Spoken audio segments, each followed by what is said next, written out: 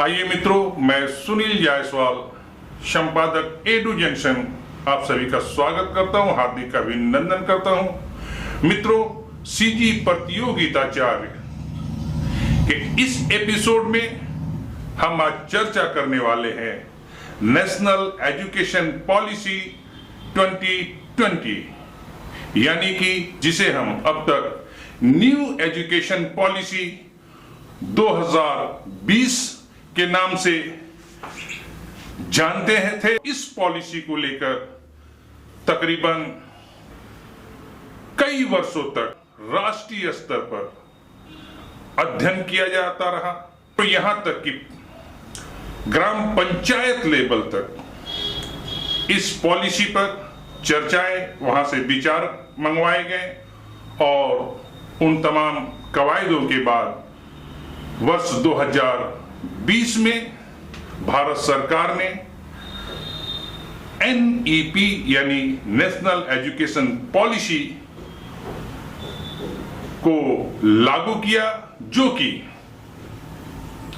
2021 अप्रैल 1 से पूरे देश में लागू हो जाना चाहिए था, परंतु कुछ और भी तकनीकी और विचारात्मक स्टेज पर एक बार और पूरी पॉलिसी पर राष्ट्रीय स्तर पर थोड़ी सी चर्चाएं जारी हैं। संभवतः 2023 में यह मैंडेटरी हो चुका है कि 2023 से पूरे देश में NEP 2020 नेशनल एजुकेशन पॉलिसी को लागू कर दिया जाएगा।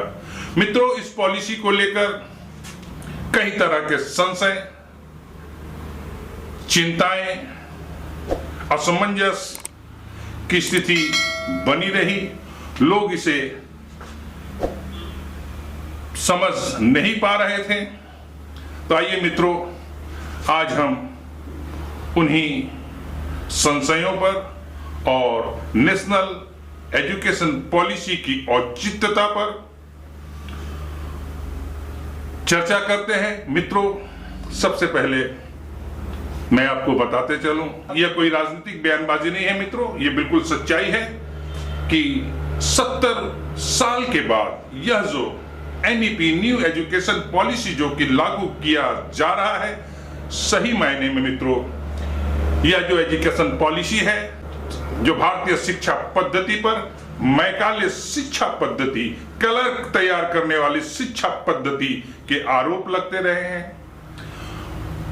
कुछ दशकों तक भारत के शिक्षा पॉलिसी पर वामपंथी विचारधारा का, वामपंथी इतिहासकारों का छाप के भी आरोप लगते रहे हैं।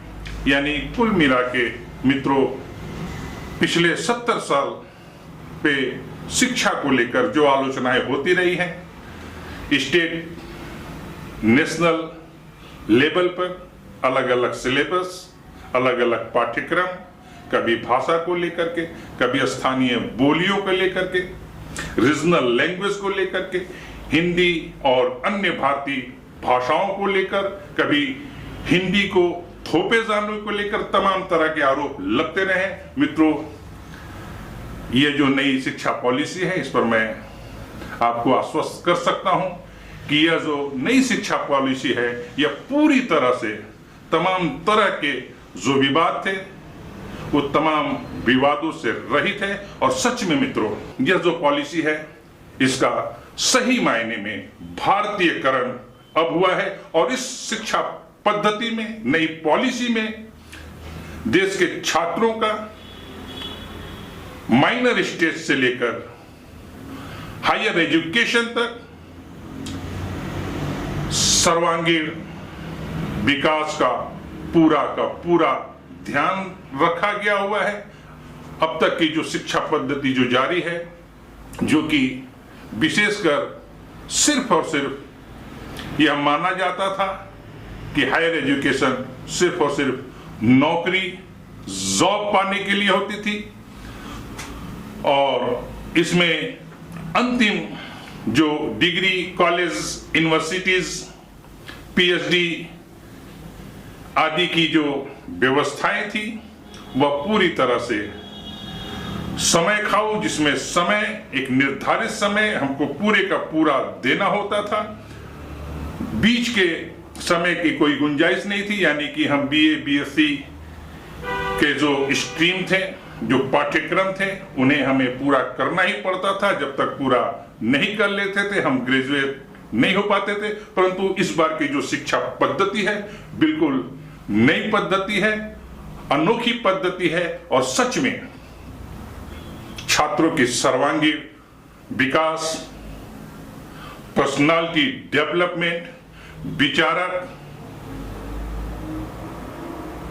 बनाने की पद्धति मानी जा सकती है। जी हाँ मित्रों, आइए हम चर्चा करते हैं जिसे लेकर कई तरह की विडंबनाएं, अलग अलग तरह के लोगों के विचार जो आ रहे थे, लोग इसे बेहतर तरीके से समझ नहीं पा रहे थे। तो आइए मित्रों, यह जो नई पॉलिसी है हम इसे कोशिश करेंगे कि बहुत ही सरल शब्दों में पूरी की पूरी पॉलिसी आप तक मैं पहुंचा सकूं। तो आइए मित्रों शुरुआत करते हैं।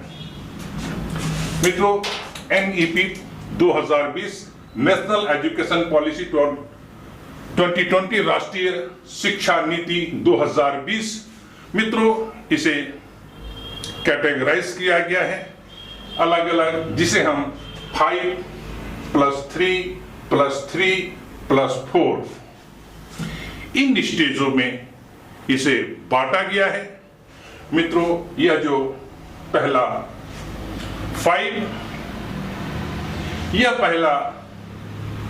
5 का जो स्टेज है, इसकी शुरुआत मित्रों start from age of 3 years, यानी अब तक की पद्धति में जो नियम था, जो नीति थी, बच्चा 6 वर्ष की आयु पूरी करने के बाद क्लास 1 में प्रवेश ले सकता था। इससे पूर्व उसे स्कूली शिक्षा देने पर मनाही थी। तो मित्रों, यहां पे थोड़े बदलाव किए गए हैं।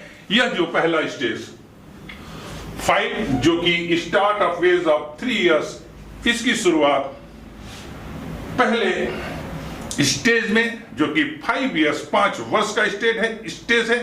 तो इस 5 इयर्स के स्टेज का जो पहला चरण है, पहली शुरुआत है, तो 3 साल की उम्र पूरी करते ही बच्चे को स्कूल में दाखिला दिलाना अनिवार्य है। और इस 3 इयर्स पहले स्टेज में बच्चे की जो शिक्षा होगी, कोई किताबी अक्षर ज्ञान आदि की शिक्षा बिल्कुल नहीं है मित्रों। पहले के 3 इयर्स जैसे ही बच्चा प्रवेश करेगा, वो स्टेज रहेगा आपका पहला प्ले, यानी अपने 3 ईयर पार करने के बाद जब बच्चे को हम स्कूल में प्रवेश दिलाएंगे तो पहला जो 3 साल का होगा, ड्यूरेशन 3 वर्ष तक बच्चा अपने एज 3 से 3 ईयर तक प्ले स्कूल टाइप की परिकल्पना की गई है। वो स्कूल प्ले होगा जहां बच्चे किताबी या अक्षर ज्ञान, न्यूमेरिकल ज्ञान के स्थान पर बच्चों को खेलने, खिलाने और खेल के माध्यम से उन्हें धीरे धीरे शिक्षा की ओर लाए जाने का प्रोग्राम है। और 3 वर्षों तक बच्चा अपने मनपसंद खेलों, चित्रकारी या अन्य जो बच्चों के जो गेम्स होते हैं, जो बच्चे भय से, मित्रों पहले होता क्या था, बच्चे स्कूल जाने से घबराते थे। कारण बच्चे का जो बचपना है वह खेलने का ही बचपना है, और बचपन में बच्चे खेल में बहुत सारी चीजें सीख जाते हैं। तो मित्रों, यही वजह था कि बच्चे बालपन में, बाल्य अवस्था में स्कूल जाने से घबराते थे। इसको विचार करते हुए जो पहला 3 साल में जो बच्चे का प्रवेश दिया जा रहा है, और 3 साल से पहला जो फाउंडेशन, इसे फाउंडेशन स्टेज कहा गया है, 5 इयर्स, और इस फाउंडेशन स्टेज के प्रथम 3 साल यानी 3 साल की उम्र में जब बच्चा स्कूल में प्रवेश लेगा तो वो प्ले स्कूल जिसे कहते हैं वहां उसका प्रवेश होगा, और खेल खेल के माध्यम से उन्हें शिक्षित किया जाएगा और पूरे खेलने का आजादी होगी। उसके लिए वहां पर ट्रेंड टीचर्स रखे जाएंगे और वे खेल खेल के माध्यम से बच्चे जिस तरह के खेल पसंद करते हैं, बहुत तरह के गेम्स होते हैं, वो गेम्स आपने भी देखा होगा, और कई सारे प्राइवेट स्कूल जिसे प्ले स्कूल के नाम से आप जानते हैं, वह इस तरह की शिक्षा बच्चों को दी ही जा रही है। तो फाउंडेशन स्टेज का पहला जो 3 साल है, फर्स्ट 3 इयर्स प्ले, जहां बच्चों को खिलाया जाएगा, बच्चे खेलेंगे, कूदेंगे, चित्रकारी करेंगे, रंगों की पहचान करेंगे, खिलौने के माध्यम से बहुत तमाम चीजों को सीखेंगे। यह पहला स्टेज। और 3 साल के बाद अंतिम जो 2 वर्ष का होगा फाउंडेशन स्टेज का, उस दौरान बच्चा अपने 5वें वर्ष में क्लास 1 और उसके बाद अंतिम वर्ष में क्लास 2 में प्रवेश कर जाएगा, और क्लास 2 तक प्रवेश करते में वह 6 वर्ष का हो चुका हुआ रहेगा। यानी मित्रों, पहले 3 वर्ष की उम्र में वह प्ले स्कूल में के स्टेज में दाखिला लेता है, तो पहला 3 वर्ष, 4 वर्ष, 5 वर्ष तक के एज में वह प्ले स्कूल में होगा, और उसके बाद जैसे ही वह बच्चा 6 वर्ष का होगा तो क्लास 1, और 6 वर्ष के बाद क्लास, और फाउंडेशन स्टेज में नो एग्जाम्स, इसमें बच्चे को क्लास 1 और 2 के लिए कोई एग्जाम नहीं देना होगा। इस तरह से +5 की डिजाइनिंग की गई है। स्टार्ट जो कि बच्चे के 3 वर्ष की आयु के साथ प्रारंभ होगी और 5 वर्ष तक फाउंडेशन स्टेज में रहेगी। उस 5 वर्ष के अंदर में बच्चा पहला 3 साल खेल खेल के माध्यम से एजुकेट होगा, और उसके बाद के 2 वर्ष में क्लास 1 और क्लास 2 को पास कर लेगा, परंतु इस दौरान उन्हें किसी भी तरह का एग्जाम्स नहीं देने होंगे, और बच्चे को पता भी नहीं चलेगा कि खेल खेल में ही वो पहला स्टेज 5 ईयर का पार कर लिया और बच्चा क्लास 2 में प्रवेश कर जाएगा। आइए मित्रों, अब हम चर्चा करते हैं +3। मित्रों, +3 को प्रीपैरेटरी स्टेज का नाम दिया गया हुआ है, जो कि 3 वर्ष का होगा। यानी 5 + 3 + 3 + 4 का तात्पर्य मित्रों 5 ईयर, 3 ईयर, 3 ईयर + 4 ईयर, जो कि जिसे हम अब तक 10 + 2 के नाम से जानते थे, जहां बच्चा क्लास 1 से लेके 12 तक शिक्षा ग्रहण करता था, उसी को नई शिक्षा नीति के तहत 5 + 3 + 3 + 4 अलग अलग स्टेजों में बांट दिया गया हुआ है। क्लियर मित्रों? तो आइए हम चर्चा करते हैं सेकेंड स्टेज +3, जो कि प्रीपैरेटरी स्टेज होगा, और वह 3 वर्ष का स्टेज होगा, और इस दौरान बच्चे से एग्जाम देना, यहां से बच्चे प्रारंभ करेंगे, एग्जाम से स्टार्ट हो जाएंगे। यानी जैसा कि अब तक होता रहा है कि हर एक क्लास के बाद बच्चे एग्जाम दें, और एग्जाम में परिणाम के अनुसार वे आगे की क्लास में उत्तीर्ण होते हैं। तो मित्रों, यह जो प्रिपरेटरी, इसका जो डिजाइन किया गया हुआ है, फर्स्ट स्टेज में, फाउंडेशन स्टेज में बच्चा क्लास 2 तक पहुंच चुका है।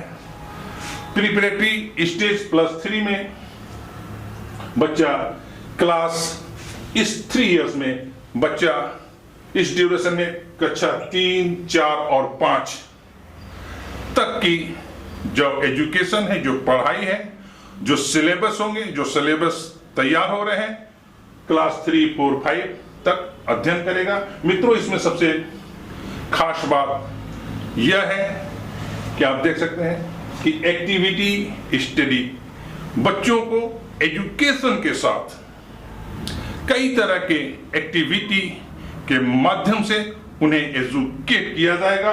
और इसका जो सबसे बड़ी बात है कि इस स्टेज में जो एजुकेशन का, स्टडी का जो माध्यम होगा, भाषा, वह होगा लैंग्वेज, और प्रमुखतः मदर लैंग्वेज, रीजनल लैंग्वेज और नेशनल लैंग्वेज।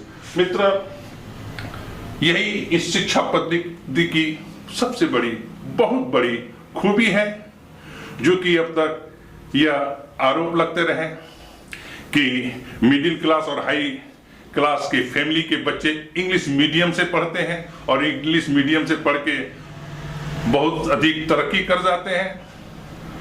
मिडिल स्तर से नीचे गरीब तबके, आर्थिक रूप से कमजोर बच्चे शासकीय स्कूलों में, सरकारी स्कूल में सिर्फ और सिर्फ हिंदी लैंग्वेज में पढ़ते हैं, इसलिए वो सफल नहीं हो पाते हैं। तो मित्रों, इस के साथ ही साथ इस नई पॉलिसी के अंतर्गत इस बात की भी ध्यान रखा गया है, जो कि विचारक हमेशा से कहते रहे हैं कि पहले का जो बचपने का जो 6 साल का जो उम्र होता है, 6 साल तक, यानी 6+6,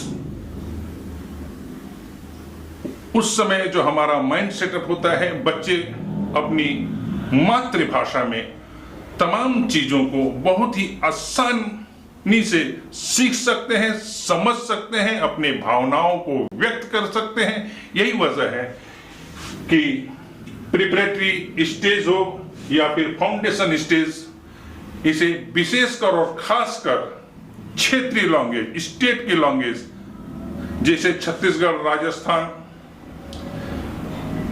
आदि जो प्रदेश है, मध्य प्रदेश, हिंदी भाषा भाषी जिन्हें क्षेत्र कहते हैं, नॉर्थ इंडिया इसे कहते हैं, तो वहां पर खास करके जो क्षेत्रीय लैंग्वेज है हिंदी, वेस्ट बंगाल में हिंदी के साथ जो उसका अपनी मातृभाषा है बंगाली, छत्तीसगढ़ की मातृभाषा छत्तीसगढ़ी, मध्य प्रदेश की बघेली, उत्तर प्रदेश की भोजपुरी के अलावा अवधी, मगही, उड़ीसा की उड़िया, असम की असमीज, नॉर्थ ईस्ट में चूंकि अधिकांशतः इंग्लिश बोली जाती है, साउथ में तमिल, तेलुगु, कन्नड़ आदि भाषाओं में, यानी 5+3 का जो स्टेज है, इस स्टेज में विशेष करके क्षेत्रीय लैंग्वेज और मदर लैंग्वेज पर बच्चों को एजुकेट करने के और जो पाठ्यक्रम होंगे वह मुख्यतः उन्हीं भाषाओं में होंगे। छत्तीसगढ़ में छत्तीसगढ़ी के अलावा हल्बी आदि भाषाओं पर भी काम चल रहा है, उस पर भी पढ़ाई होगी। यानी यहाँ पे यह जो नई पॉलिसी है, इसका सबसे उजला पक्ष ये है कि हम अपनी मातृभाषा में ही जिसके हम आदी होते हैं, उसी भाषा में हमें अपने बच्चों को शिक्षित करने का, सीखने का और पढ़ने का अवसर दिया जा रहा है। मित्रों, इसके साथ ही साथ एक्टिविटी स्टडीज और मदर लैंग्वेज और साथ में क्षेत्र उस स्टेट जिस स्टेट में के लिए यह लागू किया जाएगा, उस स्टेट की अपनी स्टेट लैंग्वेज, जैसे छत्तीसगढ़ी छत्तीसगढ़ का, उड़ीसा का उड़िया, पश्चिम बंगाल का बंगाली, असम का असमीज, अवधी मगही, मणिपुरी।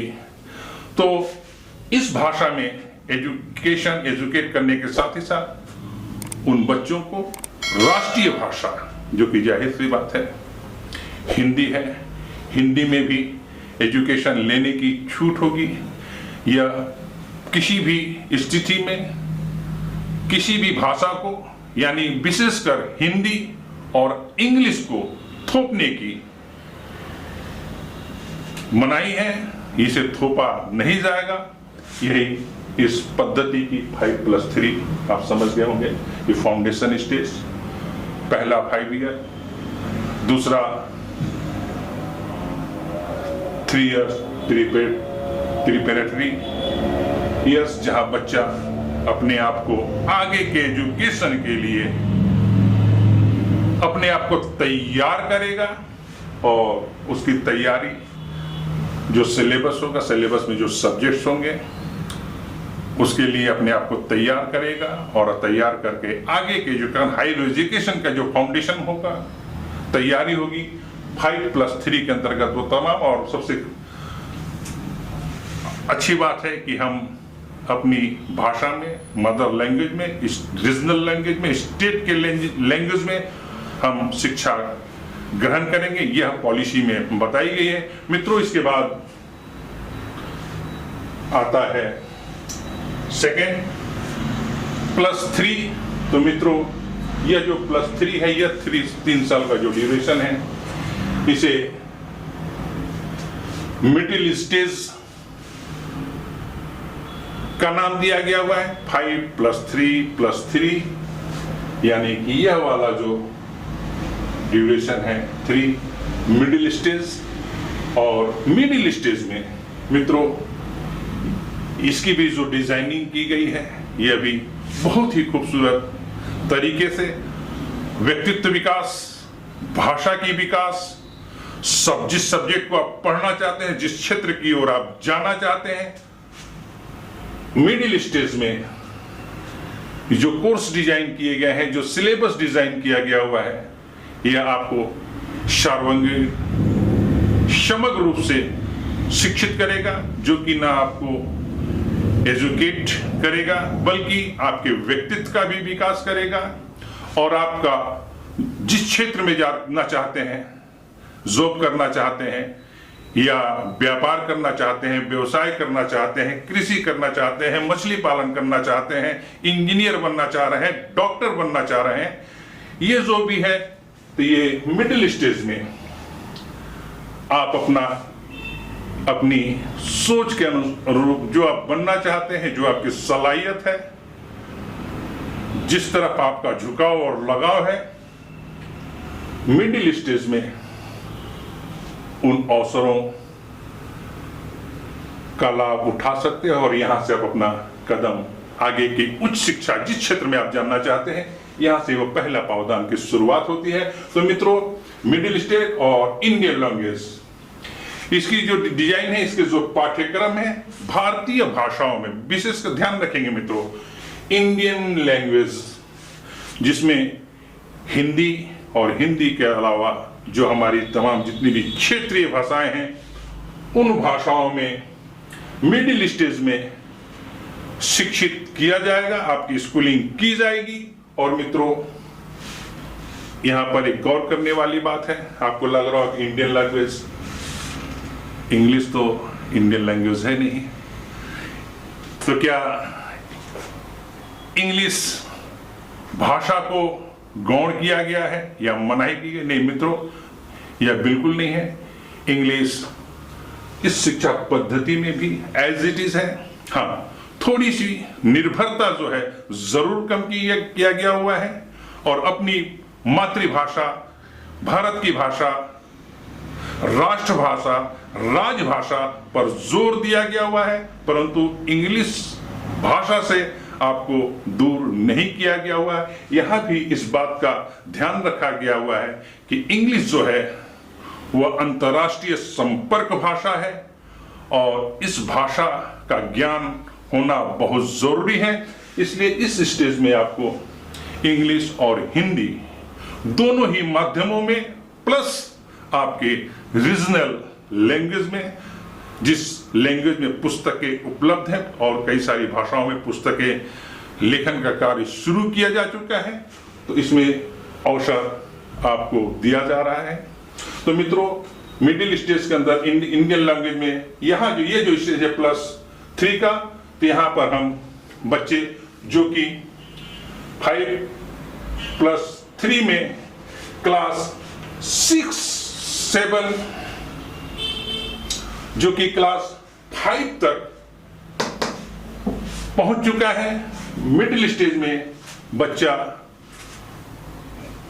वहां से स्टेज पार करने के बाद क्लास 6 से लेके 8 तक का जो जिस कैटेगरीज को, जिस पद्धति को हम जानते हैं, तो 6वीं से 8वीं तक का क्लास जो है वह मिडिल स्टेज में बच्चा पढ़ाई करेगा। यानी मिडिल स्टेज 6वीं से 8वीं तक की पढ़ाई को वो पूरी करेगा। और इसमें जो डिजाइन किया गया है मित्रों, तो अब तक जो कई सारी पुस्तकों में अलग अलग शिक्षा पद्धति को अलग अलग खांचे में बांटा गया हुआ था, उसे नई शिक्षा पद्धति के अंतर्गत ये जो स्टेज है 3 इयर्स का मिडिल स्टेज 6 to 8, इस 6वीं से 8वीं तक बच्चे को कंप्यूटर कोडिंग, यहां से उसकी कंप्यूटर, और कंप्यूटर आप जानते हैं आज की दुनिया में विकास करने के लिए, तरक्की के लिए कंप्यूटर और आपका जो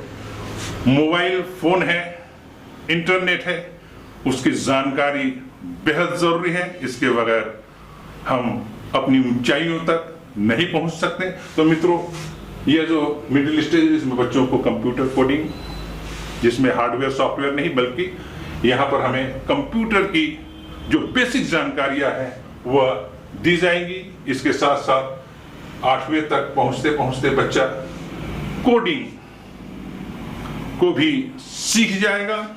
और इसके साथ एक जो विशेष पक्ष है वोकेशनल ट्रेनिंग। जी हाँ मित्रों, इस स्टेज में बच्चा अपनी पढ़ाई, एकेडमिक एजुकेशन के अलावा यदि वह सिलाई, माली, बढ़ई तो बताने के लिए है। बच्चा यदि मछली पालन करना चाहता है, बढ़ई के काम, कारपेंटर के काम करना चाह रहा है, चाहे और भी बहुत सारे कार्य हैं, सीखना चाह रहा है, तो इसमें इसकी व्यवस्था की गई है जो कि टेक्निकल है। लड़कियां अपनी बेसिक पढ़ाई के साथ एकेडमिक एजुकेशन के साथ साथ सिलाई सीखना चाह रही हैं, कढ़ाई बुनाई सीखना चाह रही है, खाना बनाने की कला, पाक कला सीखना चाह रही हैं। तो टेक्निकल जो चीजें हैं वह, और तो मित्रों वोकेशनल ट्रेनिंग, टेक्निकल ज्ञान कुछ आप सीखना चाह रहे हैं, तो आपसे इसके अलावा जो मूल विषय जो आपको आगे की उच्च शिक्षा की ओर ले जाएगा, उसके लिए जो अब तक मैथ्स, साइंस, आर्ट्स का मतलब समझ गए, जिसमें आपका भाषा, लैंग्वेज, इसके अलावा हिस्ट्री, जियोग्राफी, संविधान आदि जो इस क्षेत्र में आता है, मैथ्स और साइंस के अलावा ये तीनों एकेडमिक शिक्षा एज इट इज जैसे अब तक आप पा रहे हैं वो मिलेगी। आर्ट्स के क्षेत्र में कुछ बदलावों की संभावना व्यक्त की गई है, जिसमें विशेषकर लैंग्वेज में, हिंदी, इंग्लिश में जो पाठ्यक्रम थे उसमें कुछ बदलाव की संभावना है। बहुत सारे पाठ्यक्रमों में बदलाव किया जाना है। सबसे बड़ी बात है मित्रों कि शिक्षा पद्धति में अब तक अलग अलग पंथ, राजनीतिक पार्टियों, कभी वामपंथी विचारधारा के हावी होने के, तो कभी कोई कहते हैं कि बीजेपी आरएसएस की विचारधारा लाद रही है, कभी एजुकेशन पॉलिसी पर आरोप लगा कि इसमें पश्चिमी करण का, कभी क्रिश्चियनिटी का आरोप, कभी इस्लामिस्ट पाठ्यक्रम का कभी मुगलिया दौर के जो कि जिसका देश गुलाम रहा, जो यहाँ पर शासन करते रहे, उनके इतिहास को भारतीय नायकों के इतिहास को गौण कर पढ़ाया जाना आदि ये जो आरोप थे। तो इस बार की जो शिक्षा नीति है, ये तमाम आरोपों से मुक्त करने का प्रयास किया गया है। और सही मायने में मित्रों यदि हम कहें तो ये भारतीय शिक्षा पद्धति की शुरुआत, जिसमें हम भारत के नायकों को, भारत के चरित्रों के, भारत के दार्शनिकों के, फिलोसफर्स को और भारतीय धर्म दर्शन जो भी शिक्षा से जुड़े क्षेत्र हैं, उन तमाम का समग्रता के साथ अध्ययन करने का अवसर यह नई शिक्षा नीति हमें देने जा रही है। वो तमाम तरह की आरोप जो अब तक लगते रहे, वो आरोपों से रहित सच में ये शिक्षा व्यवस्था होने जा रही है। क्लियर मित्रों? और मैथ साइंस आर्ट्स इससे इसके सिलेबस तैयार करीब करीब किए जा चुके हैं। 2023 से जब पूरे देश में इसे लागू कर दिया जाएगा तो इसके साथ साथ और पाठ्यक्रम जाहिर सी बात है NCERT ही तैयार करती है। और बोर्ड जो हो गए CBSE, central board, state board, तो मित्रों इन तमाम बोर्डों के नोडल, हर एक स्टेट में नोडल अधिकारी भी रखे गए हैं। और ये जो राष्ट्रीय शिक्षा नीति जो है, इसमें प्रत्येक स्टेट का भी ध्यान रखा गया हुआ है। वहाँ के संस्कृति, संस्कार, इतिहास, भूगोल और भी जो विशेषताएं हैं, तो नोडल अधिकारी नियुक्त करके और एक राष्ट्रीय स्तर पे एक बोर्ड का, एक मंडल का गठन किया गया हुआ है, जहां हर एक स्टेट के नोडल अधिकारी, जिसमें शिक्षाविद आदि सदस्य हैं, उनके माध्यम से स्टेट, जिस स्टेट में यह राष्ट्रीय शिक्षा नीति लागू होगी, उस स्टेट की भी जो मूल तत्व हैं, इतिहास, भूगोल आदि जो भी, कृषि, मिट्टी, उसे इसी सिलेबस में शामिल किया जाएगा। और उसके साथ साथ राष्ट्रीय स्तर की भी शिक्षा आपको दी जाएगी। मित्रों यहाँ तक जाहिर सी बात है आप तक बहुत तमाम चीजें पहुंच चुकी होंगी। अब आइए मित्रों, इसके बाद आते हैं यह जो सेकेंडरी स्टेज, अंतिम स्टेज 4। तो मित्रों यह कुल 4 वर्ष का होगा। 5 में आपने 3 साल के बच्चे का प्ले स्कूल के साथ स्कूलिंग शुरू, 3 साल के बाद उसी फर्स्ट स्टेज में क्लास 2 तक बच्चा पहुंच गया। +3 में प्रीपरेटरी स्टेज में 3 साल में बच्चा क्लास 5वीं तक पहुंच जाता है और उस दिन उसे एक्टिविटीज, तरह तरह की एक्टिविटीज के माध्यम से शिक्षित किया जाता है, एजुकेट किया जाना है। और इस स्टेज में उन्हें अपनी स्टेज की रीजनल भाषा में बाध्यतामूलक है मित्रों कि उसे अपनी स्थानीय भाषा में ही बच्चे को पढ़ाया जाएगा, बच्चा सीखेगा।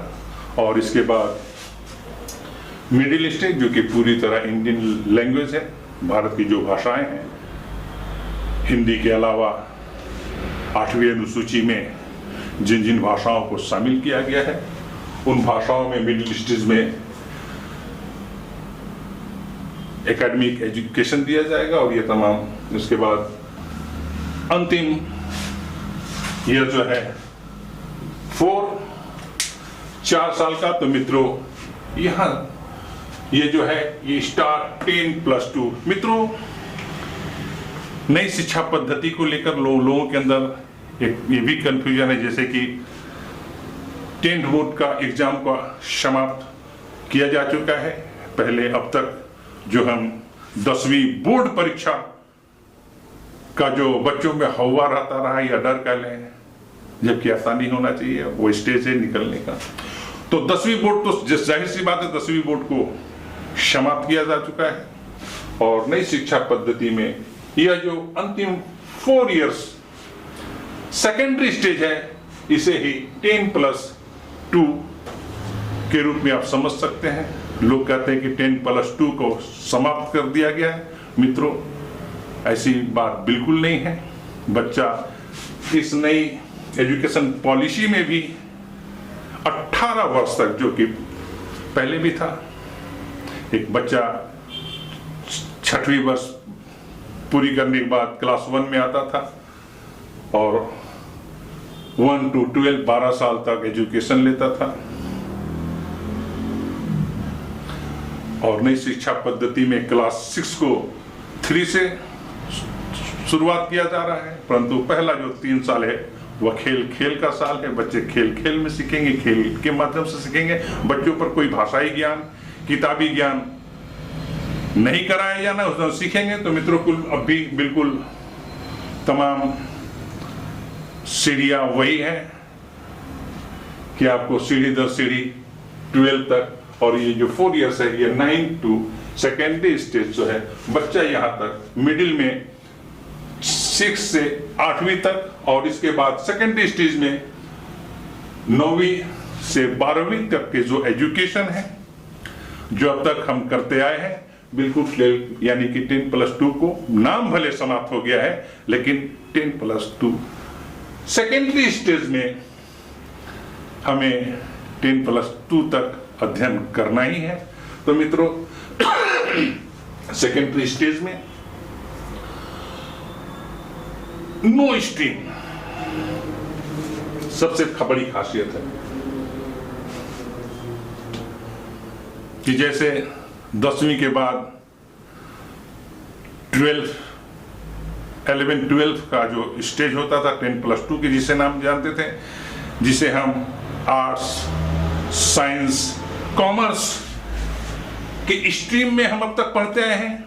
तो नई शिक्षा पॉलिसी में ये स्ट्रीम को बिल्कुल समाप्त किया जा चुका है और उसके स्थान पर मल्टीपल सब्जेक्ट बच्चा यदि स्वतंत्र होगा कि यदि वह मेडिकल इंजीनियरिंग के क्षेत्र में जाना चाहता है तो उसके लिए साइंस पढ़ना जरूरी है, मैथ्स पढ़ना जरूरी है। मित्रों, इस मैथ्स और साइंस के साथ अगर बच्चे को रुचि हिंदी साहित्य पे है तो मित्रों, इस नई शिक्षा पद्धति में यह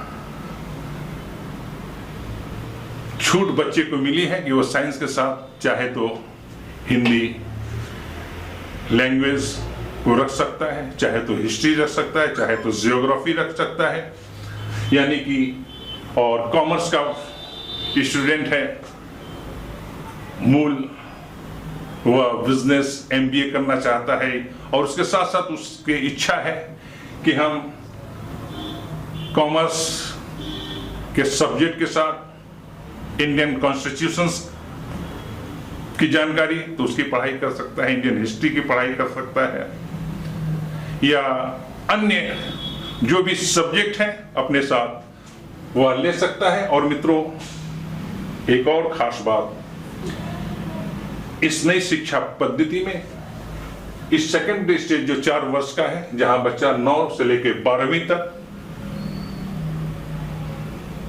शिक्षा लेता है, तो मैं कह रहा था आपको कि मल्टीपल स्ट्रीम यानी नई शिक्षा पद्धति में आर्ट्स, साइंस, कॉमर्स की जो स्ट्रीम के रूप में हम एजुकेट होते थे, एकेडमिक शिक्षा ग्रहण करते थे, वह उसे स्ट्रीम रहित बना दिया गया है कि अब हमें आर्ट्स, साइंस, कॉमर्स के स्ट्रीम में एजुकेशन नहीं लेनी है। सब्जेक्ट तमाम वही है परंतु स्ट्रीम रहित है। और इस शिक्षा पद्धति में भी हम अपने क्षेत्र के अनुसार, यदि हम इंजीनियरिंग बनना चाहते हैं, डॉक्टर बनना चाहते हैं, वकील बनना चाहते हैं, बिजनेसमैन बनना चाहते हैं, तो उसके लिए जो सब्जेक्ट, जो पाठ्यक्रम निर्धारित है, पाठ्यक्रम आज भी वही है, परंतु नई शिक्षा पद्धति में स्ट्रीम नहीं रहा। यहां भी हम मैथ्स, साइंस, आर्ट्स के सब्जेक्ट पढ़ेंगे, सिलेबस को पढ़ेंगे, परंतु स्ट्रीम रहित पढ़ेंगे। यानी साइंस, डॉक्टर, इंजीनियर के रूप में कैरियर बना के लिए पढ़ाई कर रहा बच्चा मैथ्स, साइंस के अलावा चाहे तो अपने सब्जेक्ट्स में, अपने सिलेबस में हिंदी या फिर हिस्ट्री, जियोग्राफी शामिल करना चाहे तो मल्टीपल सब्जेक्ट रूप में शामिल कर सकता है। आर्ट्स का स्टूडेंट जो वकील या और कुछ जो भी क्षेत्र होते हैं आर्ट्स के, उधर उसकी रुझान है और उसके अलावा वो चाहता है और उसके मैथ्स भी अच्छे हैं और चाहता है कि मुझे मैथ्स भी पढ़ना चाहिए, तो वो बिल्कुल लेकर के पढ़ सकता है। अन्य कोई सब्जेक्ट लेना चाहे ले सकता है। इसी तरह कॉमर्स का स्टूडेंट भी चाहे तो आर्ट्स के क्षेत्र से कोई सब्जेक्ट चुन करके अपने सब्जेक्ट के साथ अध्ययन कर सकता है। यानी कि नो स्ट्रीम कोई नहीं, मल्टीपल सब्जेक्ट के साथ स्टूडेंट एजुकेशन, एकेडमिक एजुकेशन को ले सकता है। और मित्रों, इसके साथ साथ ये आपको जानकारी होना जरूरी है कि यह जो स्टेज है 9 to 12, अब तक वर्ष में एक ही एग्जाम्स हुआ करते थे, परंतु नई शिक्षा पॉलिसी में इसे सेमेस्टर वाइज डिवाइड किया गया हुआ है कि प्रत्येक क्लास के लिए, यानी पहला 9 से आपका प्रवेश अंतिम 4 में हो रहा है यहां, तो इसमें आपको 9th से 10th में आने के लिए 2 सेमेस्टर, 6 महीने में एग्जाम आपको 2 सेमेस्टर में देने होंगे और 2 सेमेस्टर में एग्जाम देने के बाद ही आप क्वालिफाई करेंगे, उत्तीर्ण करेंगे 10th के लिए। उसी तरह 10th में 2 सेमेस्टर के बाद 11th में 2 सेमेस्टर एग्जाम के बाद आप 12th में क्वालिफाई करेंगे मित्रों। तो इस तरह इसमें एक विशेष बदलाव जो किया गया है, तो 9 to 10th का जो है एकेडमिक एजुकेशन है उसे सेमेस्टर के रूप में डिजाइन किया गया हुआ है। यानी आपको प्रत्येक क्लास में 2 एग्जाम्स 6 माह पर देने होंगे और यह बहुत ही अच्छा नीति है मित्रों। अब तक होता क्या था कि बच्चे जब एग्जाम्स के 2-3 महीने बचे होते थे तो उनके अंदर पढ़ाई को लेकर के जोश होता था और वो पढ़ना शुरू करते थे, और सेमेस्टर में बांटने से बच्चा एग्जाम पास करने के लिए पूरे वर्ष भर अपने सब्जेक्ट से विमुख नहीं होगा, अपनी तमाम गतिविधियों के साथ उसके पढ़ाई भी जारी रहेगी। इसलिए यह जो नई शिक्षा नीति में ये सेमेस्टर वाइज एग्जाम बहुत ही अच्छी पद्धति है। और मित्रों, इसके साथ यह जो है बिल्कुल क्रिटिकल थिंकिंग, मित्रों यह जो पोर्शन है यह छात्रों को उनके मस्तिष्क से जो सब्जेक्ट को वो पढ़ रहे हैं उस पर उसके क्लासेस के दौरान क्रिटिकल थिंकिंग, आलोचनात्मक तार्किक क्षमता को बढ़ाया जाए। जैसे कि हम आज तक पुराने इतिहास की बात करते थे, लोग पढ़ाया करते थे अकबर महान, यहां बच्चा तर्क के साथ पढ़ेगा क्यों महान, महाराणा प्रताप क्यों नहीं महान, या महाराणा प्रताप शिवाजी को लेकर इतिहास में जो अध्ययन कराया जाता है उससे तुलनात्मक करके अन्य राजवंशों के साथ, अन्य राजाओं के साथ, या अन्य जो सब्जेक्ट हैं आर्ट्स के अंतर्गत, साइंस के अंतर्गत, तो उसमें क्रिटिकल और उन विषयों को जो पुस्तकों के माध्यम से पढ़ रहे हैं उसे वर्तमान के संदर्भ के साथ जोड़ करके भी वर्तमान देश की परिस्थिति, कुछ विशेष घटनाक्रम, हमारी सामाजिक परिवेश, संस्कृति, परंपरा आदि से जोड़ करके अध्ययन कराया जाएगा ताकि बच्चा अपनी पाठ्यक्रम एकेडमिक ज्ञान के साथ अपनी वर्तमान सामाजिक पृष्ठभूमि से, अपने समाज से, अपने क्षेत्र से, अपने देश से तमाम तरह के जो तर्क होते हैं, कुतर्क भी होते हैं, तो यह जो क्रिटिकल थिंकिंग यह बच्चों के अंदर, छात्रों के अंदर सोचने समझने की सलाहियत को, परखने की क्षमता को बेहतर ढंग से आत्मसात करने का अवसर देगा। यानी जो कहा जा रहा है नई शिक्षा नीति को लेकर कि यह आज के नौजवानों में, युवाओं में बचपने से, यानी 5 के बाद से 3+3+4 का जो शिक्षा नीति है, इस नीति में हमारे देश का छात्र, स्टूडेंट पूरी भारतीयता को, समग्रता को के साथ अपने क्षेत्र को, अपने स्टेट को, अपने पूर्वजों को, अपने भारतीय इतिहास को, परंपरा, संस्कृति, ग्रंथ, दर्शन आदि का ज्ञान इस नई शिक्षा नीति के माध्यम से पूरी समग्रता के साथ अध्ययन करने का अवसर यह नई शिक्षा देने जा रही है। सही माननीय मित्रों,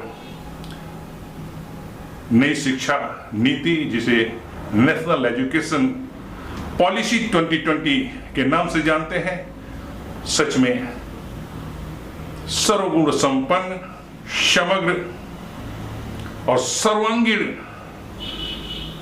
विकास को एक अच्छे नागरिक के लिए, देश के नागरिक के अंदर जो गुण होने चाहिए अपने देश के प्रति, अपने समाज के प्रति, अपने परिवार के प्रति, स्वयं के प्रति, विश्व के प्रति, पड़ोसियों के प्रति, वो पूरी समग्रता के साथ नई शिक्षा पॉलिसी हमारे छात्रों को यानी आपको सर्वांगीण विकास में सहयोग देगी। और मित्रों, आइए अब हम नई शिक्षा पद्धति को लेकर कुछ विचारकों से जो हमने बातचीत किए हैं, विशेषकर इस शिक्षा नीति को लेकर के यह भी आलोचनाएं हो रही हैं कि नई शिक्षा नीति जो है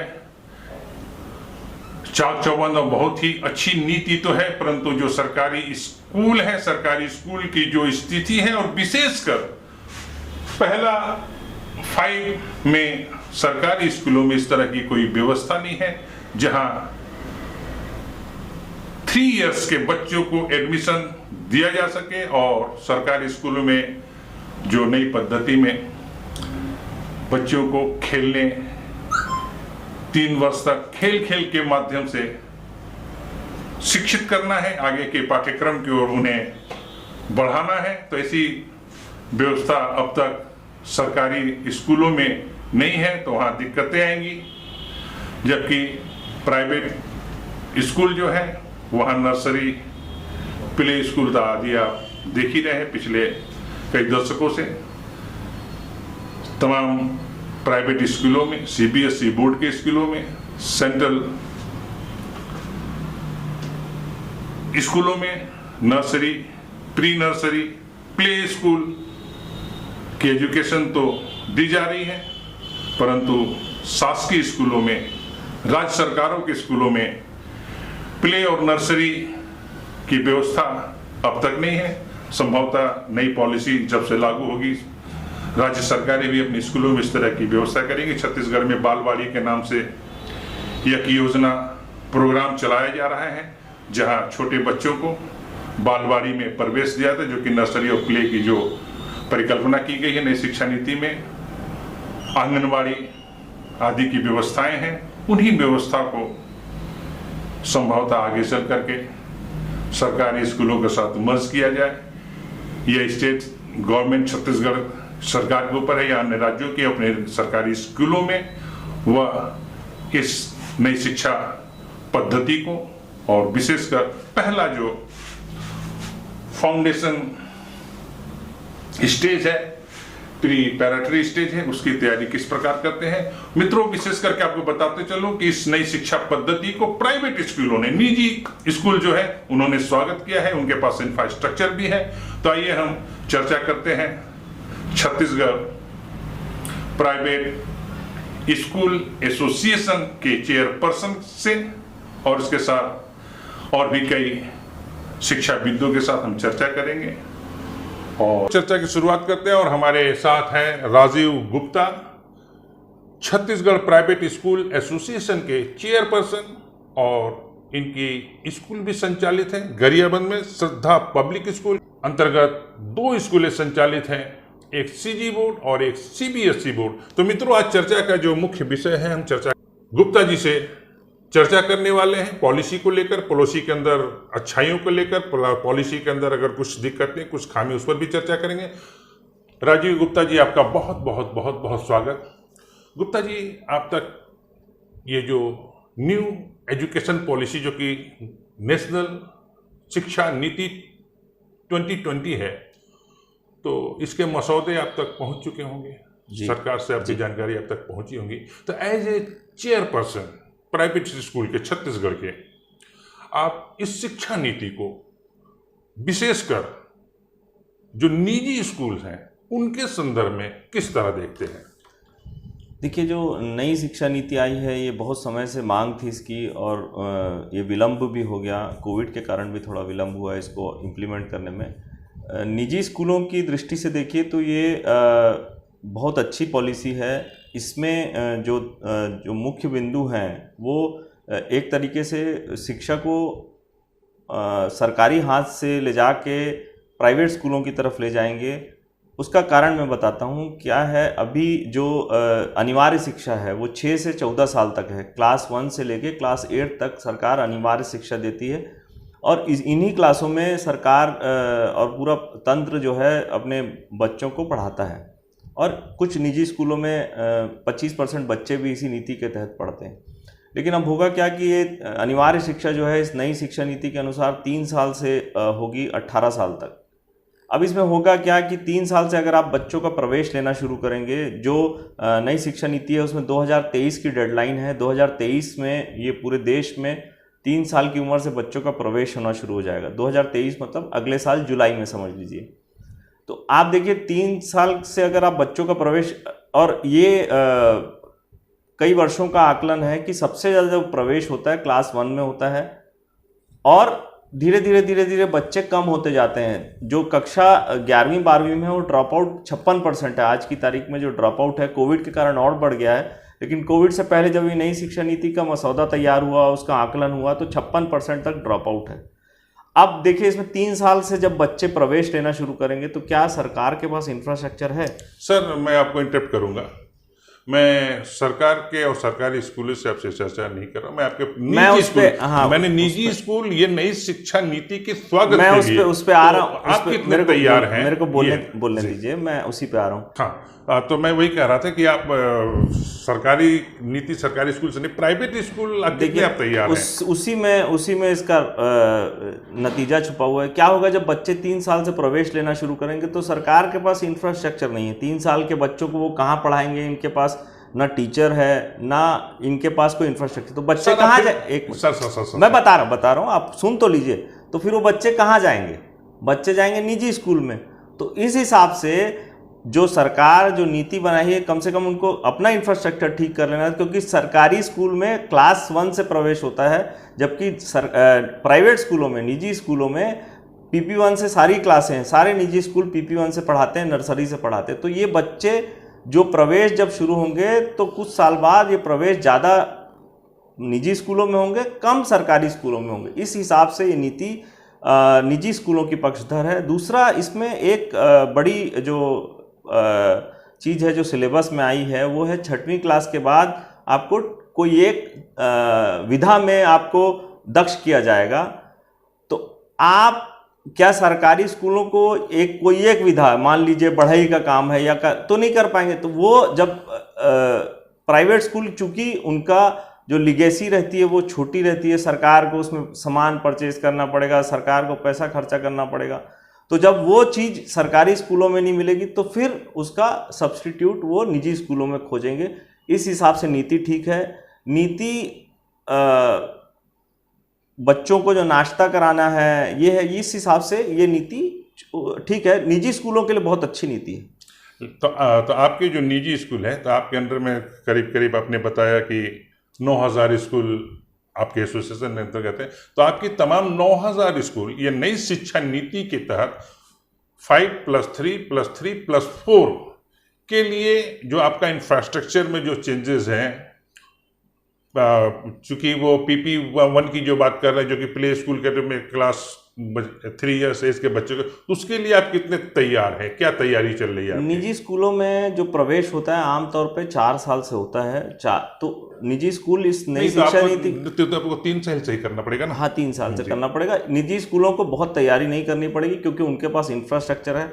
जहाँ तक टीचर की बात है, कोई ट्रेन टीचर किसी भी स्कूल के पास नहीं है, क्योंकि जो प्री प्राइमरी रहता है उसकी एक अलग से टीचर होती है, उसकी अलग ट्रेनिंग होती है, उसको नर्सरी टीचर्स ट्रेनिंग बोलते हैं। प्री प्राइमरी के टीचर होते हैं वो प्रदेश में कोई भी कोचिंग एजुकेशन का कॉलेज नहीं है जो ये विधा को में पारंगत कराए। इसलिए इसकी भी बात आई है न्यू शिक्षा नीति में, जिसमें टीचर्स को ट्रेन किया जाएगा, ये बात आ चुकी है, उसके लिए व्यवस्था किया गया हुआ है। तो ये जब सबको ट्रेन किया जाएगा तो सरकारी प्राइवेट स्कूल के टीचर भी ट्रेन होंगे। जैसे 10 लाख टीचरों को, डीएड के टीचरों को ट्रेन किया था केंद्र सरकार ने, वो होगा। लेकिन कुल मिला के मोटे तौर पे देखें तो निजी स्कूल इस पूरी नई शिक्षा नीति को इम्प्लीमेंट करने के लिए, उसको क्रियान्वित करने के लिए तैयार है। अच्छा, इसके साथ साथ संभवतः आपको जानकारी हो कि नई शिक्षा नीति के तहत जो प्राइवेट स्कूल है उनको कैटेगराइज किया जाएगा, कई कैटेगरी में बांटा जाएगा, उसी कैटेगरीज के आधार पर उनके फीस भी निर्धारित किए जाएंगे। तो जाहिर सी बात है, अभी अगर मैं अन्यथा न लें तो अधिकांश स्कूलों में अपनी मनमानी फीसेस हैं, है ना? तो इस पर थोड़ा से अंकुश लगेगी और एक निर्धारित जो स्ट्रक्चर होगा उससे अधिक फीस नहीं ले पाएंगे। इसके लिए आपके जो निजी स्कूल इसका स्वागत कर रहे हैं या आपको इससे परेशानी होने वाली है? देखिए, निजी स्कूलों को ज़्यादा परेशानी इसलिए नहीं होगी कि जो शिक्षा है वो कंकरेंट लिस्ट में है। इसमें केंद्र भी नियम बनाते हैं, राज्य भी नियम बनाते हैं। आपकी जानकारी के लिए छत्तीसगढ़ में, अगर सिर्फ छत्तीसगढ़ की बात करें, लेकिन न्यू शिक्षा पॉलिसी में केवल सेंट्रलाइज हो रहा है, नहीं मसौदे में अभी वही है। उसमें सिर्फ उसमें जितनी मेरी जानकारी, आप ज़्यादा जानकार होंगे, उसमें एक नोडल एजेंसी बनाने की बात कही गई है। स्कूल शिक्षा विभाग के अलावा एक नोडल एजेंसी होगी। जहाँ तक छत्तीसगढ़ की बात है, 2 साल से फीस विनियमन अधिनियम लागू हो गया है प्रदेश में और सारे निजी स्कूल उसी हिसाब से फीस लेते हैं। दूसरे, इसमें अगर जो फीस निर्धारित करने की बात है, देखिए क्या होता है कि फीस का निर्धारण सुप्रीम कोर्ट और अलग अलग उसमें निर्णय है कि बहुत ज़्यादा निजी संस्थानों में कोई भी सरकार, ना केंद्र ना राज्य दखल देगी। इसके बहुत लंबे लंबे आदेश हैं सुप्रीम कोर्ट के। जब अगर कोई स्कूल या कोई कॉलेज या यूनिवर्सिटी जो निजी हाथों में है, जो सरकार से अनुदान नहीं लेती या किसी तरह का कोई मदद नहीं लेती, उसमें सरकारें बहुत ज़्यादा दखल दे नहीं सकती। फीस को लगाम लगाने की बहुत कोशिशें हुई, लेकिन आप उसको मार्केट से जोड़ के भी देखिए। कोई भी स्कूल मनमाने फीस इसलिए नहीं ले सकता कि अगर मनमाने फीस लेगा तो उसको भी अपने यहाँ स्टूडेंट की स्ट्रेंथ चाहिए, इसलिए वो बहुत संभव नहीं है। सरकार जो आदेश निकालती है उसके बहुत सारे दूसरे भी एंगल रहते हैं। लेकिन एसोसिएशन की जब बात आ जाती है और संगठित जब हो, जैसे कि आपकी पूरी प्राइवेट स्कूल संगठित है, तो जब बातें संगठन के जोर पे भी बातें मनवाई जा सकती है, पालकों को बाध्य किया जा सकता है कि आपको इतना फीस देना ही होगा, या फिर किसी स्कूलों में आपके बच्चे भर्ती नहीं ले पाएंगे। देखिए, अब पूरा मार्केट ओपन है, बाध्य आप किसी को नहीं कर सकते। ना आप प्राइवेट स्कूलों को बाध्य कर सकते हैं, ना आप पालकों को बाध्य कर सकते हैं, आप बच्चों को बाध्य कर सकते हैं। जहाँ तक संगठित होने की बात है, हाँ, हम संगठित हैं और ये बहुत ज़रूरी है आज के समय पे। आपको ध्यान होगा 2 साल पहले राज्य सरकार ने एक आदेश निकाला था कि आप लॉकडाउन में फ़ीस नहीं लेंगे। आपकी जानकारी के लिए हमने उसकी लड़ाई लंबी लड़ी, उस ऑर्डर को इक्वेश करा दिया। ऐसे 2-3 आदेश हैं जो स्कूल शिक्षा विभाग को लगता है कि जरूरी है और हमको लगता है कि ये गैर जरूरी दबाव है हमारा, उसको लेके हमने हाई कोर्ट पे किया और हाई कोर्ट से हमारी जीत हुई। लगाम लगाने की जहाँ तक बात है, उसको आप दूसरे नज़रिए से भी देखें कि ये बाजार है, खुली अर्थव्यवस्था है, तो आप कोई भी स्कूल आज कहीं खोल के आप बोलो कि मैं 1 लाख रुपए फीस ले लूँ, तो पालक वहाँ जाएंगे नहीं। और जब आपको फीस उतनी नहीं मिलेगी, आपको बच्चे नहीं मिलेंगे, तो आपको फीस कम करनी पड़ती है। बाजार के नियम है, बहुत सारी व्यवस्था बाजार के नियमों से भी चलती है। अच्छा, फिर हम पॉलिसी पे आते हैं। तो नई पॉलिसी के अंतर्गत शासन से, यानी सेंट्रल गवर्नमेंट, सेंट्रल से आपके पास तैयारी से रिलेटेड किस तरह के रिक्वायरमेंट आई है और क्या क्या तैयारी करने को कहा गया हुआ है? इसमें जो नई शिक्षा नीति में जो नोडल एजेंसी है वो SCRT है। SCRT को समय समय पे इम्प्लीमेंट करने कहा गया। जैसे आपको शायद जानकारी होगी, अभी 2 महीने पहले राज्य सरकार ने बालवाड़ी खोली है। बालवाड़ी मतलब 5 साल के बच्चों की व्यवस्था, 6500 बालवाड़ी खुली है। हमारे पास जो नई शिक्षा नीति का मसौदा है वो आ चुका है। 3 साल से अनिवार्य शिक्षा, जब ये 3 साल से अनिवार्य शिक्षा करेंगे तो अभी जो प्रवेश है, जो अनिवार्य शिक्षा में हमको 25% बच्चे सरकार देती है, अभी बहुत सारी जगह क्लास पहली से लेती है। अब वो PP1 से जब सरकार हमको वो पोर्टल खोल के बच्चे देगी 25%, तब हमको पता चलेगा। या अब जब सिलेबस चेंज होगा या भाषा बोली के हिसाब से किताबें बनेंगी, जैसे हल्बी की किताबें, मुझे जानकारी है जो है हल्बी की किताबें बन रही हैं। दूसरी जो स्थानीय भाषाएं हैं उसकी किताबें बनेंगी। जब वो आएंगी तब हमको भी उसको साझा करेगी सरकार। जो नोडल एजेंसी इस पे लगातार काम कर रही है, टीचर ट्रेन कर रही है, सिलेबस पे चेंजेस हो रहे हैं, वो सब चीज़ें हो रही हैं। हमारे तक जो बात आएगी वो एडमिशन के समय आएगी। अच्छा, नई एजुकेशन पॉलिसी में जो इंग्लिश पर निर्भरता है, और जाहिर सी बात है कि देश के तमाम प्राइवेट स्कूल वो इंग्लिश मीडियम ही हैं, और सरकार चाहती है कि इंग्लिश पर निर्भरता को थोड़ा कम किया जाए। तो आपकी जो प्राइवेट स्कूलें हैं वो सिर्फ और सिर्फ इंग्लिश मीडियम ही रहेंगी कि या दोनों मीडियम आप अपनाएंगे? देखिए, जो अंग्रेजी पे निर्भरता है वो केंद्र सरकार ऐसा बोल रही है, लेकिन आप जैसे जैसे ऊपर से उत्तर से लेके नीचे जाएंगे तो ये निर्भरता कम होती जाती है। दक्षिण के राज्यों में स्थानीय बोली का बहुत प्रभाव है।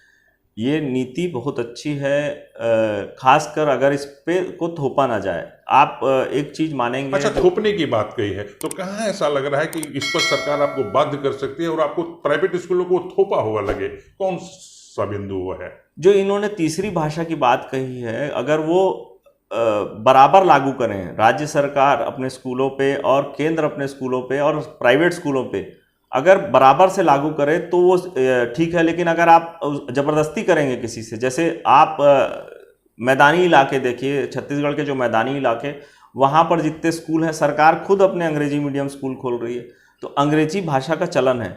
लेकिन आपकी जानकारी के लिए, जो दर्शक इसको देख रहे हैं, सुन रहे हैं, प्रदेश में 70% जो स्कूल हैं वो ग्रामीण इलाकों में हैं और छोटे स्कूल हैं, जिनको हम बजट स्कूल बोलते हैं, जिनकी फ़ीस करीब 1000 रुपये महीने से कम है।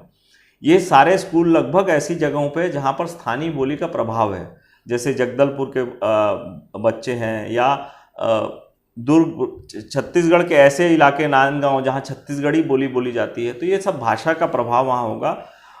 बल्कि हमने बीच में एक डेलीगेशन में हमने राज्य सरकार को ये भी सुझाव दिया था कि आप जो अंग्रेजी माध्यम के स्कूल खोल रहे हैं, उसके अलावा छत्तीसगढ़ी और स्थानीय भाषा के भी स्कूल खोलिए, क्योंकि बच्चे अपनी भाषा में बहुत जल्दी सीखते हैं। नहीं तो 5+ जो नई पॉलिसी है उसमें 5+3 तक रीजनल लैंग्वेज कहा भी गया हुआ है कि आप बच्चों को रीजनल लैंग्वेज में पढ़ाएंगे, और 3 के बाद, 5+3+3 के बाद से आप जिस सब माध्यम में, मीडियम में आप दे सके। इसमें देखिए, भाषा में बहुत काम करने की ज़रूरत है। छोटे क्लासों की जो भाषाएं हैं, जो किताबें हैं वो आप बना लेंगे, लेकिन जब बड़ी कक्षाएं आगे जाती जाती हैं, जैसे साइंस के सब्जेक्ट नहीं, हैं, उसके लिए तो नहीं कहा उन्होंने, हाँ, वो तो वहीं तक इसलिए कहा। क्या है, आपको ना स्विच ओवर करना पड़ेगा धीरे धीरे, स्थानीय भाषा से पहले हिंदी फिर इंग्लिश, ऐसे स्विच ओवर करना। ये इसका ग्राउंड पे बहुत अच्छे नहीं, नतीजे अपर आएंगे। क्लासेस में आप स्वतंत्र हैं, वो जो माध्यम की पुस्तकें अवेलेबल स्थानीय भाषा में अगर आप पढ़ाई कराएंगे, 6 ईयर तक के लिए बाध्यता है। स्थानीय भाषा में अगर आप पढ़ाई कराएंगे इसको बहुत अच्छे नतीजे आएंगे, ऐसा मेरे को लगता है। वो 6 ईयर तक के ही है, वो आपको बाध्यता मूलक है कि आपको रीजनल लैंग्वेज में अपने बच्चे कि वो जो उम्र होता है उसमें परिपक्वता अपनी भाषा के माध्यम से अगर हम एजुकेशन ले रहे होते हैं तो हम बहुत जल्दी सीखते हैं। और क्या लग रहा है आपको, और कितना क्या आप स्वागत कर रहे हैं, आपका एसोसिएशन स्वागत कर रहा है, और आपने जो प्रदेश के जो प्राइवेट स्कूल्स हैं उनको इस नीति को लेकर के आप क्या संदेश देना चाहें कि उन्हें किस तरह अपनाना चाहिए, आप किस तरह से कितना स्वागत करते हैं? देखिए, पूरे देश में जो नीतियां बन रही हैं, चाहे शिक्षा को हो या दूसरी नीतियां बन रही हो, धीरे धीरे सारी चीज़ें प्राइवेटाइज होती जा रही हैं। ऐसा अध्यक्ष होने के नाते मुझे कहना तो ये ज़्यादा नहीं चाहिए, लेकिन नई शिक्षा नीति भी प्राइवेटाइजेशन की तरफ एक कदम है। सरकारें जो है स्वागत कर रहे हैं इसकी? हाँ, अब क्या है, जो हमारे पक्ष की बात होगी तो हम स्वागत करेंगे ही। देखिए क्या होता है कि सरकारें जिस हिसाब से खर्चा कम करते जा रही हैं स्कूली शिक्षा पे या उच्च शिक्षा पे, नहीं, इस बार 6% 3% करता था जीडीपी का 6%, ये तो खैर ये आया हुआ है, आगे इम्प्लीमेंटेशन कितना कर सकते हैं, लेकिन 6% कहा है। इन्होंने कहा जरूर है कि 6% हम खर्चा करेंगे, लेकिन करती वो 3% से ज़्यादा नहीं है। वो लिखते बोलते और लिखने में और भाषणों में नेता और सरकार क्या बोलती है उस पर मत जाइए। मैं आपको जानकारी बता दूं कि देश की, पूरे विश्व की 5वीं सबसे बड़ी अर्थव्यवस्था है भारत, और शिक्षा में खर्चे के मामले में 62वें नंबर पे है आज की तारीख में। तो ये बोलती क्या है उसमें मत जाइए। हाँ, हम जहाँ तक छत्तीसगढ़ के स्कूलों का प्रश्न है, हम इसका स्वागत करते हैं। धीरे धीरे इसको बहुत अच्छे से इम्प्लीमेंट किया जाए। नई शिक्षा नीति दूसरे मामलों में भी अच्छी है, जो 3 साल से बच्चों को अनिवार्य शिक्षा करना है, 18 साल तक राज्य सरकार कर चुकी है छत्तीसगढ़ में, लेकिन अगर केंद्र उसमें मदद करेगी, पैसा देगी, तो राज्य सरकार को भी सहूलियत होगी। बहुत बहुत बहुत बहुत धन्यवाद आपका।